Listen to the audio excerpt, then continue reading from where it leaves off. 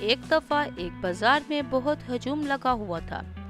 اس بازار میں بڑے بڑے تاجر موجود تھے اور اس بازار میں خرید و فروخت جاری تھی کہ اتنے میں 3 یتیم بچے اس بازار میں داخل ہوئے۔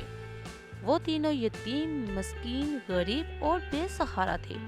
ان کے والدین کسی حادثے میں وفات پا چکے تھے۔ ان کی پرورش کرنے والا اور کوئی نہیں تھا اور حالات نے ان کو بھیک مانگنے پر مجبور کر دیا۔ جب وہ چاروں بچے بازار میں داخل ہوئے اور باری باری ہر دکاندار سے بھیک مانگنے لگے، لیکن کسی بھی دکاندار نے ان کو بھیک نہ دی، اور کچھ نے تو ان کو گالیاں نکال کر پیچھے بھگا دیا اور کچھ نے تو ان کو دھکے دے کر اور تھپڑ مار کر واپس چلتا کر دیا، اور وہ بچے اسی بازار کے درمیان میں بیٹھ کر رونے لگ گئے۔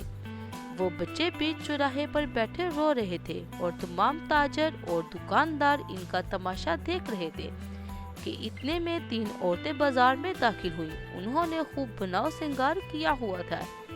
ان کو دیکھ کر تمام تاجر ان کی طرف عجیب و غریب گندی گندی نظروں سے دیکھنے لگے۔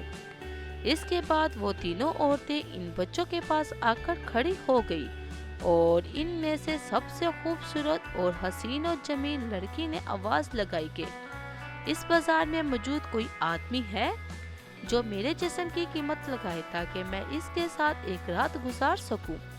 یہ بات سن کر تمام تاجر اور دکاندار اس عورت کی طرف بڑھتے چلے آئے۔ سب نے اپنی اپنی قیمت لگائی اور آخر کار ایک تاجر نے تو 100 سونے کے سکے اس عورت کے ساتھ ایک رات گزارنے کے لیے لگا دیے۔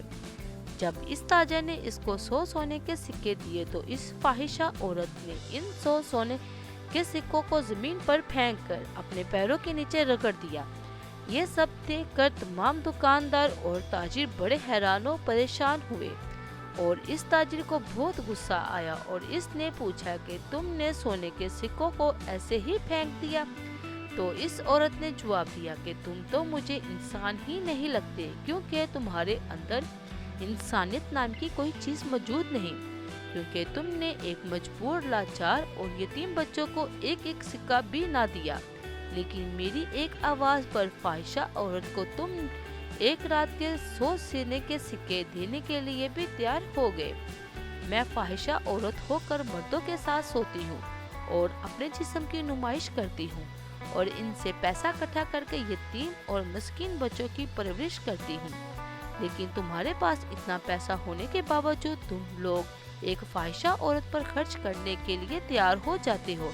لیکن جب کسی یتیم، مسکین یا کسی غریب پڑوسی کی بات آ جائے تو تمہاری جیبوں پر تالے لگ جاتے ہیں۔ اس فاحشہ عورت کی بات سن کر تمام تاجروں کے چہرے شرم سے جھک گئے۔ اس کے بعد یہ فاحشہ عورت ان بچوں کو اٹھا کر اپنے گھر لے جانے لگی، جہاں وہ دوسرے یتیم بچوں کی پرورش کرتی تھی۔ جب وہ جانے لگی تو تمام تاجروں نے ایک ساتھ مل کر اس عورت کو 1000 سونے کے سکے دیے تاکہ وہ مزید ان بچوں کی پرورش کر سکے، اور اس عورت کا بھی شکریہ ادا کیا کہ تم نے ہماری آنکھیں کھول دی۔ اللہ تعالیٰ نے ہمیں اتنا رزق دیا، لیکن ہم اس کا استعمال زنا اور بدکاری جیسے کاموں میں کرتے تھے۔ آج تم نے ہمیں اپنے رزق کو حلال کرنے کا ذریعہ بتا دیا۔